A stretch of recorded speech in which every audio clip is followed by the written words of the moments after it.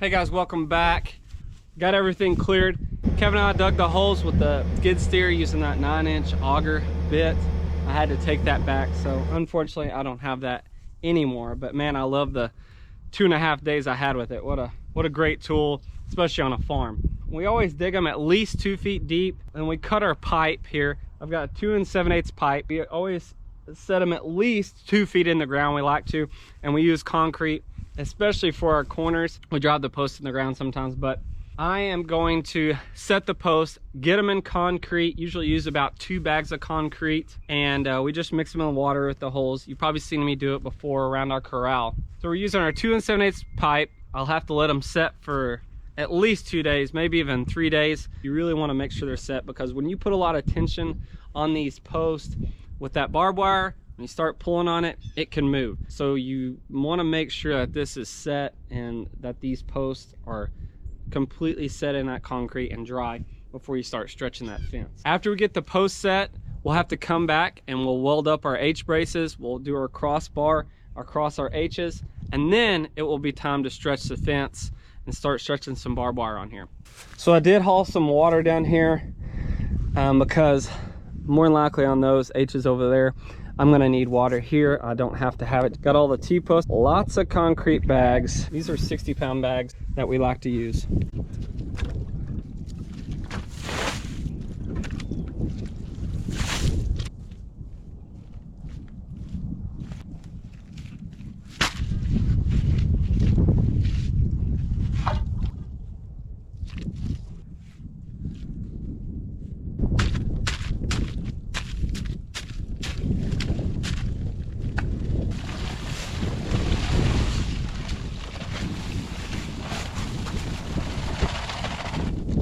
Okay, you guys are probably wondering, why the heck is this hole so big? Well, here's the reason.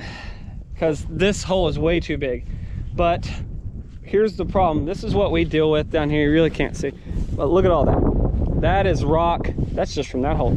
I mean, but you're dealing with big rocks like that. And I dug it. I started out by hand, and then I got the auger and did it. But down here we have lots of rocks in this area.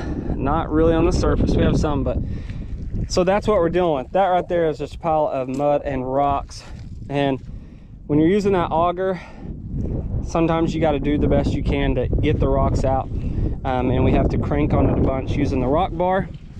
But ideally we don't want this to happen. This is way too big a hole. I've already used 4 sacks of concrete.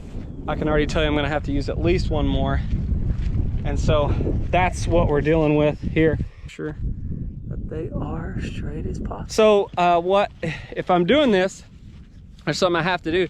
I gotta lock the Bison up. So I've locked the Bison up and a holding area up where the silos are in our main area, because I can't let them out here for at least a day, because the first thing they'll do is they'll come rub on these. That's just how they are. It's just Bison. They'll come rub on these posts, and of course, you know what happens after I spent all this time putting this concrete in these holes. You know exactly what they'll do.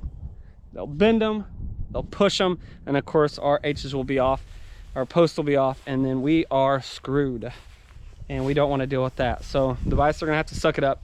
We'll feed them hay and supplement feed, so they'll be fine.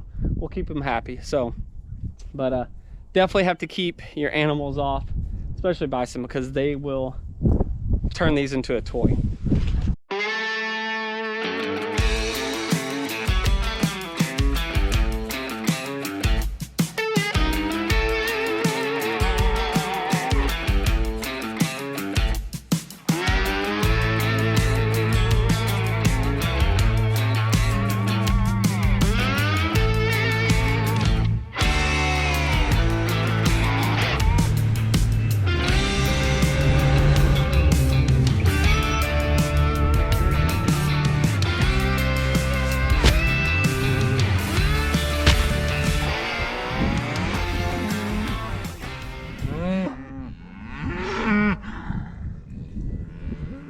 The heck? I see my truck and I think it's feeding time. These are Larry's cows, our neighbor. Kind of up on a higher elevation now. Just got that side done. Our H is going to be in the middle. told you on this side, we wouldn't probably have much water in the hole. This one's got some, maybe about 8 inches deeper. So this one had some in it, already mixed it up a little bit. This one doesn't have any. So I'm setting 4 here. And the reason is I'm setting 4 is I'm gonna use a 2 3/8. This is just for the gate to latch. I'll put this up here. We'll kind of brace it up against this fence here. But the gate is just gonna latch here. It's not gonna hang on this, but we're using 2 7/8 here for the heavy stuff is what we're using, because our gate is gonna hang here, actually make our 10-foot gate. And we'll have another post, then we'll have our short post with our angled down pipe for strength, and just to make sure when you stretch it and that fence is stretched this way, that angle is going to be coming down and it's going to brace it so that when these posts are pulled, or the pressure, not that the posts are pulled, but that the pressure's put on them, this will be stuck in the ground to give it some leverage against that pressure as we stretch the fence back that way. These cattle think I've got a feed when I shake the sack. Watch this.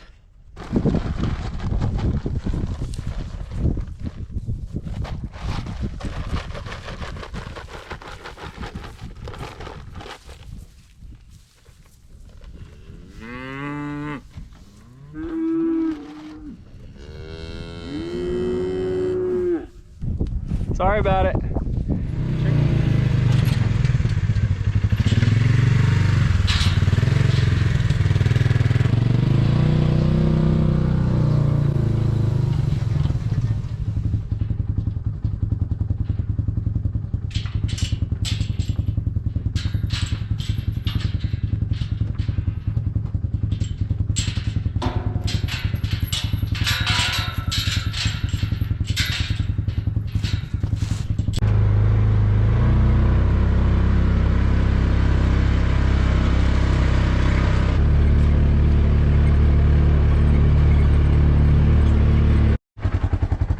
Get back. Shoo. Peaches, get back. You're the one that always tries to get through the gates.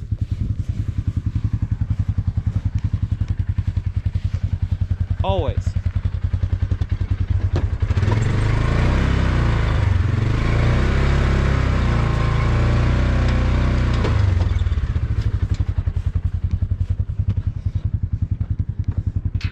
Jack wagon.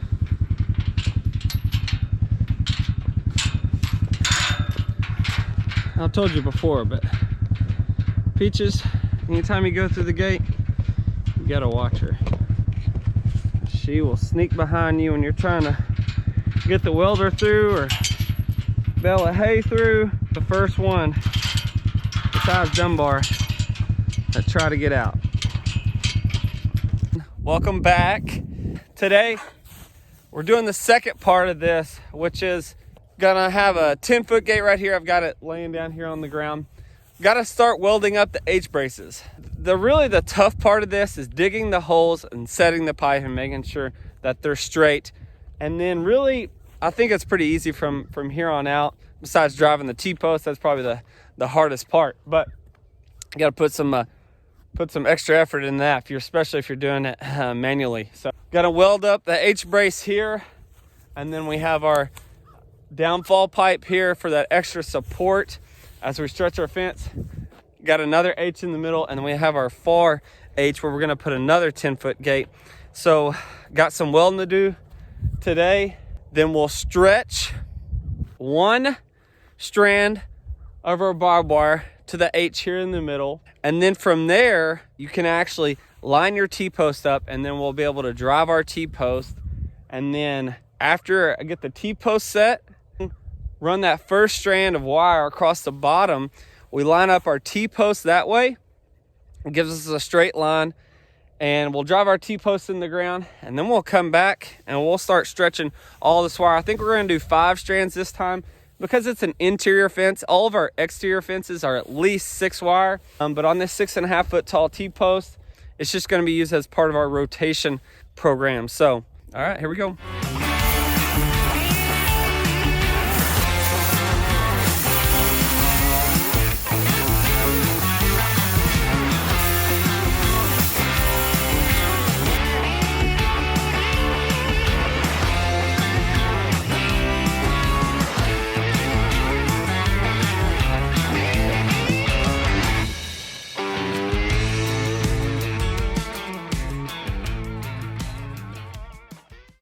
All right, so got our H-brace welded up. Got our angle bar here for extra support. 2 feet in the ground, same as the post, but I think this extra brace, because that barbed wire is gonna be pulled, and as it's pulled, it's gonna put force down on these posts, and you don't want these H's to come out and be pulled, because we put a lot of pressure on that barbed wire as we stretch it down to those other H's. Just gonna touch it up a little bit and clean up the top of my post here. I'm gonna put some caps on it. It's a 2 7/8 cap, just makes it look a lot better. And then the next thing I'm gonna do is gonna hang our 10-foot gate, and I'll be actually done here, and we'll be moving on to our other gate side to work on our H braces. Got my angle brace done, welded, H brace. Now it's time to put on our 10-foot gate.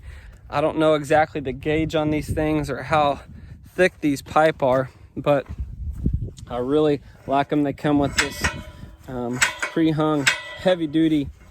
That's a pretty thick heavy duty hinge there, and so we just weld the hinge to the pipe directly onto it, and we can pull them back and actually put them against the H's, because if you can't put your gate, if you can't attach it back to or tie it up against your H post, buffalo like or bison like Dunbar, he'll basically beat them up if they're hanging loose. But if they're tied up against an H brace, he won't do nothing with them typically. Even when they're tied up to the post, he doesn't bother them. But if they're hanging loose and they're not swung completely back against an H brace, he'll beat that thing up, and he's done that a couple of times and actually broke hinges before. If you've seen some of my videos in the past, he has broke hinges, and not good. So anyways, I'm gonna put up this gate here, this heavy duty gate. We'll be done with this here.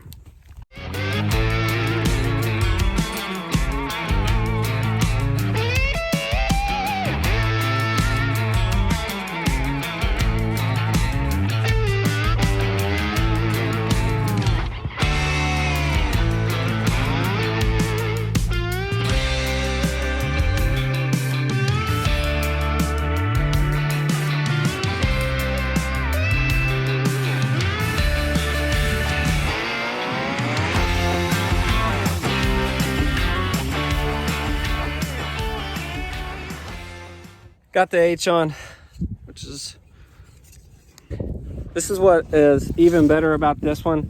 See my gap? I mean, that is close right there. You can't get this out of the way. I mean, that's awesome. That's where we want it to be. I mean, that's even pushing it, how close it is. But I'll be able to swing this all the way out and attach it to the H brace over there. Welder's in the way right now. This one was a lot easier for some reason, but that's how close it should be. Ideally, you're not going to have any problems. Nothing's going to try to get their head obviously through there. And then the other great thing is that level as can be. I'm going to wrap it up today.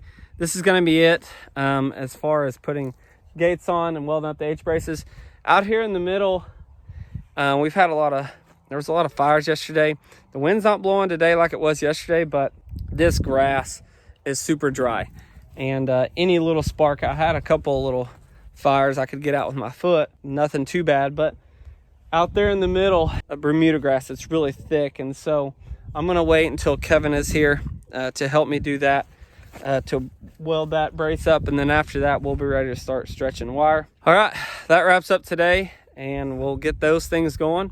We'll get that H braced up, and then we'll start pulling fence, driving T-posts, that's probably my least favorite part, is driving T-posts, especially out here on the rock and getting those suckers level. We're getting close though.